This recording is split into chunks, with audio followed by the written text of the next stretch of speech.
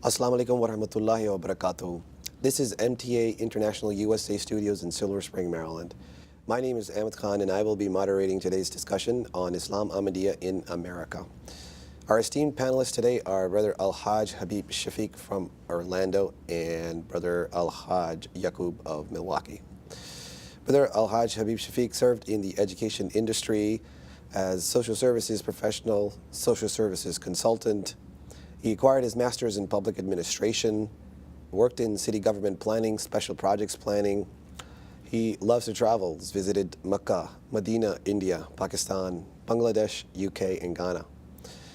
His passion is community service and education. In his off time, he likes to cook and garden. Brother Al-Haj Yaqub served in the military during the Vietnam era. He served later on he served as a executive management of proprietary schools, worked in the nonprofit for 10 years, as quality control in the American Society of Mechanical Engineers as a code inspector. He's a writer, a thinker, and a scholar. Last episode we covered the decade of the 1920s, the arrival of Mufti Muhammad Sadiq, and the impact that it had on the introduction of Islam in America, and all of the challenges that he had to face. And in retrospect, it set the precedence for someone finally to speak about Islam in America. And our conclusion was that didn't exist before that. So it was the first time a person with that understanding, who was sent by the second Khalifa at the time with the message of the promised Messiah, and the platform was set for Islam in Ahmadiyya in America. In this discussion, we're going to look at the decade of the 1930s and further analyze the progress of Islam Ahmadiyya in America. With that, I'd like to first ask Brother Yaqub, how did the roles of converts like, for instance, Ibrahim Khalil, who basically converted in the early part of the 30s, help in proliferation of the message of Ahmadiyya Muslim community? He's just one example. There were many. Well, one thing about Ibrahim Khalil is that he was a barber. And he was very passionate about Ahmadiyya. He was he was a preacher. And as a barber, people were always coming into his establishment, and he was always talking about Islam and Ahmadiyya. He had a little sign, which was a sign of a pyramid that he had on his barbershop window. And the pyramid among African Americans, especially in those days, it was almost as if that was a symbol where you could get knowledge. And so people who were looking for knowledge, looking for information, looking for this secret, If I'm not correct, he was a Native American. He was a Native American, right? He's originally from Mississippi, and he was a Native American, and it takes, in the Ahmadiyya movement, there were several Native Americans, but Khalil was one of those who, they say that he was a private person, but in his barbershop, he was free-flowing with knowledge and information about Islam. It reflected his zeal to preach, his faith that he acquired, yeah, and the conversion, which he did sincerely. Yeah, he did something that I thought was unique because he belonged to an Islamic brotherhood, and he was a Muslim. And he heard about Islam and Ahmadiyya, and he decided to go to Chicago. And he spent time with missionary Khalil Ahmad Nasser. And I think the story goes that he stayed there 2 to 3 weeks. And then he left and went back to St. Louis. There was a prominent name that we did not mention in the previous episode, but he was something that kind of took the role of what Mufti Muhammad Sadiq had when he first came to the United States. And we're talking about respected Sufi Mutir Rahman Bengali. Right, alhamdulillah. And My question is, and I know there are so many things that we can discuss about this gentleman, but what sort of challenges would a person like him would have to have faced to furthering the message of Islam and Ahmadiyya in America? So going from what Mufti Muhammad Sadiq brought, and then taking that to the next level. So there had to be some challenges. I think the major challenge that he had was just following in the footsteps of Mufti was one thing. And what I do know about him, which is very little, and that is that he traveled a lot. And I mean, he was out west, and I've seen some of the old photographs, and it seemed as though that he was somehow managed to be in the company of those people who built this mosque out in, I think it was Idaho. They call it the Mother Mosque, if I'm not mistaken. And him moving around, and I hear these stories, and everybody speaks about him with such reverence. And I have a picture, and he's a striking individual, even when you look at his picture. And so I would think that he was a person who attracted people like Mufti. And he seemed, from what the stories that they tell me, he was extremely knowledgeable and a pious person. His message was kind of the same. And before I ask this particular question, I just wanted to ask Brother Habeeb about Sufi Ammar Bengali's lectures that he had delivered in over 70 lectures. What do you think that I mean, just a number alone, but the effect that would have had on the American society at the time? And he was extremely persevering in this aspect. As Haji Saab mentioned, following in Mufti Saab's footsteps is no small feat. And those, if you've ever spoken after somebody has given just an incredible performance, it was that. But suffice it to say, he was able to reaffirm and restate the message of Mufti Saab with respect to the social and moral ills that were plaguing the American society at the time. And he spoke truth not just to the power, but he spoke truth to the individuals that were perpetuating and reinforcing the power, and that was the white established churches and those audiences. And his message of Islam, its moral, spiritual, and its physical, moral, and spiritual development with people resonated with all these audiences. And now I want to get to the message that he had. I'll just take an excerpt of one portion. Yes. And like I said, it was a similar message Mufti Muhammad Sadiq Saab had given earlier, about a decade before. So Brother Yaqub, I'll just read this message. It says, treat the colored people in a truly democratic spirit. Do not shut the doors of your churches, hotels, schools, and homes against them. Let them enjoy all the privileges which you possess. If they are poor, help them. If they are backward, uplift them. But for heaven's sake, do not despise them. So who was he addressing to, first of all, in this message, when he says treat the colored people, society or a specific, maybe the American government, who was he addressing this to? I would think that he would be talking to the European American, the power, the people who are at the helms of the power structures in this country. And because everything that he is saying here is do not shut your doors to your churches. Keep in mind that the most segregated time in America is on Sunday. We're talking about the segregation in Christianity itself. Exactly. In America. Right. On Sunday in the churches.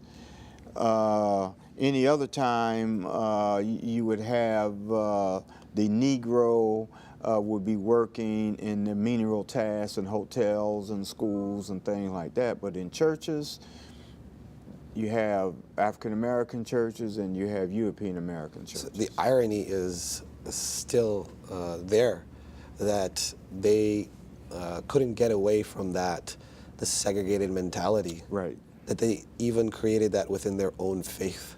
Right, exactly. Even though the people who were free now and they were African Americans, they were part of the citizenry of the United States, they were Christians, but then, you know, in some parts you'll see a black church and then you'll see a white church. The other part of his message, you know, if they are poor, which the Negro at that time was poor, and if they're backwards, they were considered to be backwards. He was saying, lift these people up. Just don't, because they're in this particular condition, ignore them. And for heaven's sake, don't despise them. That was comprehensive. It is estimated that we were getting into the numbers of the thousands. Let's just go with that, the estimated number of how many Ahmadiyya Muslims were coming into the fold. So maybe a couple of thousand or a few thousand. How would such a large membership of indigenous American Ahmadiyya Muslims and their guidance maintained by the Ahmadiyya Muslim community at that time, specifically under the leadership of Sufi Ammar Bengali? So the maintenance of the whole community had to have some challenges associated with that. And that would be one of tarbiyat. Now that when the Quran mentions when you see them entering the religion of Allah in troops, that is just one aspect of it. But when they're entering this religion in troops, how do you maintain that? And this was an extraordinary challenge for him. And I think one of the beautiful things that was occurring at the time with these sheikhs and these teachers that were in place, it allowed Imam Rahman Sahib, it allowed him to then maybe not as travel so much, and he could begin to concentrate on solidifying the quality of the convert, the retention of the convert, the increasing the faith and knowledge of the convert, so there were as many opposed to challenges. expansion. Retention of the convert. Not even to mention the other things. And then the propagation of the message. And the propagation. So continuing the process that was helping the success of Ahmadiyya in the decade of the 1920s, which was the propagation of the message, but also to keep the I think an interesting note too that Haji Saab mentioned on this particular message that he gave. If you look at this message, this is also a Christian message. Christ said in the Bible, it's reported that that he came for to the least of those. And this message that he gave, you can find scriptural, biblical references to support this message as you can Quranic ones. So it resonated with people. Oh my goodness, but he had the spiritual courage to say it. Plus, Mufti Muhammad Sadiq had trained 12 missionaries that were helping the efforts of Sufi Ammar Bengali. So that allowed to overcome these kinds of challenges. Yes. Now I want to get into the perspective, and I'll address this question to Brother Habeeb. Okay. How did Khilafat play a role at this time through its guidance? And I'll mention a specific event where Chaudhry Zafrullah Khan, who was a companion of the Promised Messiah, came at the World Fellowship of the Faiths Convention in Chicago, Illinois, in 1932. He read out loud the address of the second Khalifa, may Allah be pleased with it. It was titled Islam Promoting World Peace and Progress. So it was not just a internal guidance, but now the second Khalifa was guiding the American society in a public manner. Absolutely. And as this antidote goes, that Chaudhry Sahib was actually on his way somewhere else around 1931, and he wanted to check in on the missionary Sahib there, went there, and was able to do two birds with one stone, and other than just to address his, which was his profession, but also to give this message from the Khalifa of the time. Now, imagine you are these new converts, and you're hearing a message from the Khalifa of the time, and so your ears are perking. Who is this? And in my opinion, it really began to open up this wonderful floodgate of America's now emerging personal connection with Caliphate. So it was no longer this, how can I say it? It was not this particular nebulous kind of thought, not knowing what it is. We're hearing words. This Khalifa is addressing us. So it makes me want to know, who is this Khalifa and what is my connection with this Khalifa? And it began to beg that connection that we have today. And I also want Brother Yaqub's analysis on this. I'll give you another anecdote, which was a book that was written against the Holy Prophet Muhammad, peace and blessings be upon him, in India, called Rangila Rasul.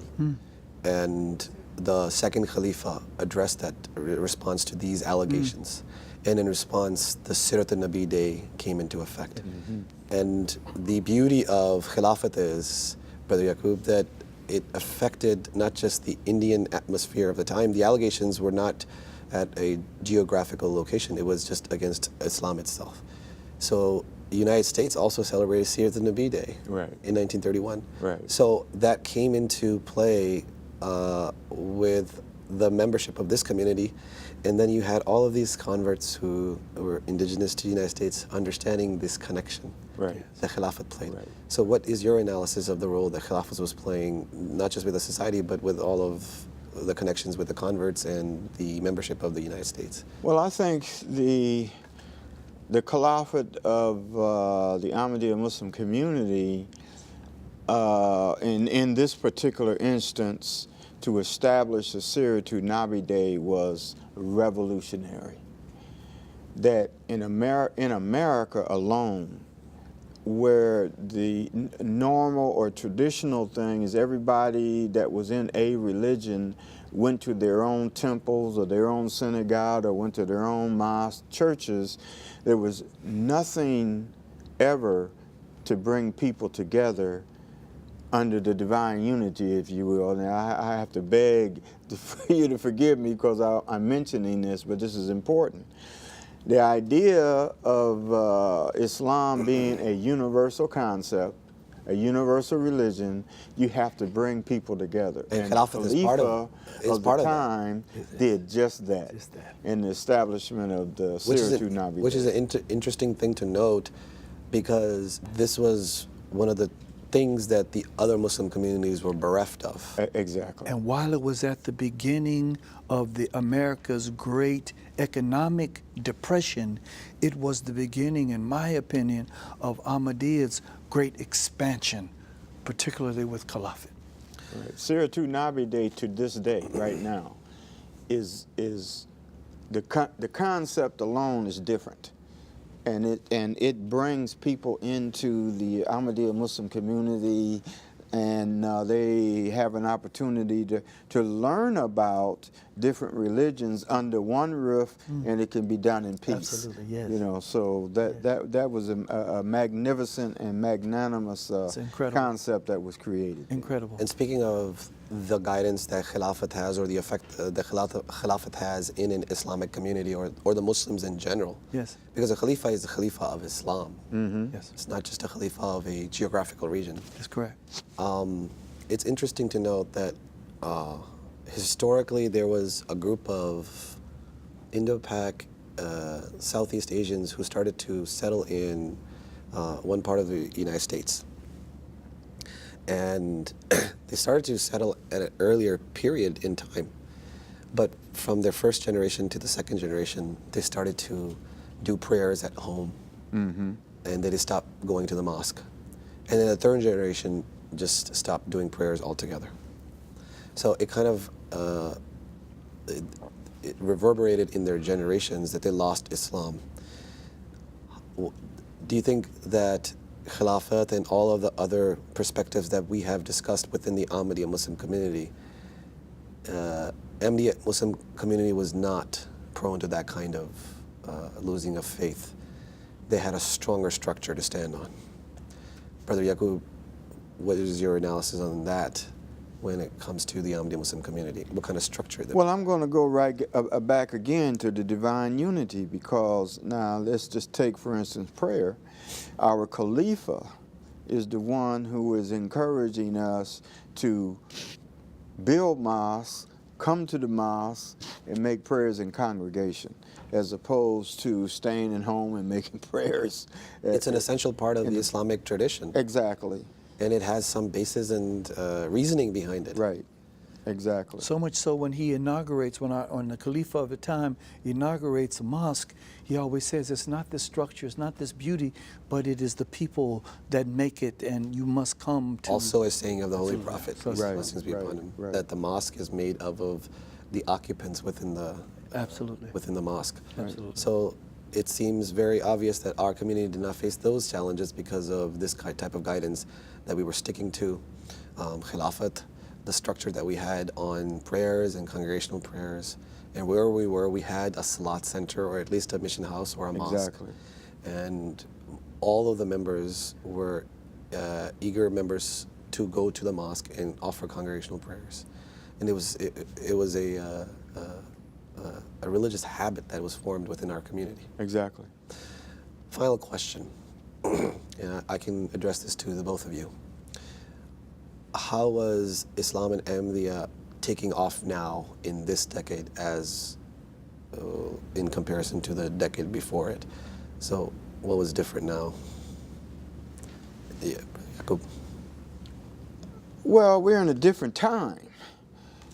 And in that different time, I would say, after having converted to Islam and living in 2 decades, to me, anyway, what I see is, if we just look in this studio, I see a generation of young men who are receiving training to carry forth that message according to the times that we're in, and they're utilizing the equipment of the day. So the studios and using the electronic equipment, they are being trained to carry that message of Islam and Ahmadiyya to the world as we know it. Just like it was back in those days, only back in those days they had those stenographic machines, and they were making handouts and So every handing decade them out. has had its not just technological advancements, but resource advancements Exactly. that help to perpetuate it further. May I offer a perspective, Yes, please, please. in addition to Haji's wonderful analysis, in addition to the technology and the young people that we see, also the challenge is a greater one, and that is the Holy Prophet ﷺ taught us that Gog and Magog would come in these waves, and today we're seeing this wave, this surge wave now of the Gog and Magog. We're seeing something else occurring with respect to materialism and people drifting further and further away, not only just from religion, but becoming more enamored and attracted to material things as prophesied by the Holy Prophet ﷺ. So an additional challenge for today is the challenge of the extraordinary material resources, the decline of belief in God, and more and more people are become enamored with the whole concept and idea that God does not exist, and therefore it is just technology. So this, to me, is an extraordinary challenge. And it goes to show you, Brother different. Yaqub, that there were these telltale signs where the world was heading towards, and it's very interesting that the Khalifa gave the message on peace and promoting world peace, and then at the end of the decade, the world was going towards World War II. Sure. So it goes to show you the vision that Absolutely. the Khalifa has before it even happens. Absolutely. And I think this is a great exemplification of that. So with this, we conclude our discussion. In today's brief overview, we looked at the decade of the 1930s and how Islam and Ahmadiyya in America progressed further with not just technological advancements, but also resource advancements, whether it's people or the way that we preached before. And all of that contributed to the success of our outreach. And also the part that Sufi Mr. Bengali had played in his leadership role that he had taken over, with also the help of the missionary teachers that he had availed, so that the objective of Mufti Muhammad Sadiq can continue. And it's not an objective that is dependent on a person. It's an objective of the community itself and the message of the promised Messiah. Absolutely, well said, yes. And you can find more information on alislam.org/sunrise or www.muslimsunrise.com. Thank you for joining us. This is MTA International Studios, USA Studios, Silver Spring, Maryland, on Islam Ahmadiyya in America. Jazakallah. Assalamu alaikum.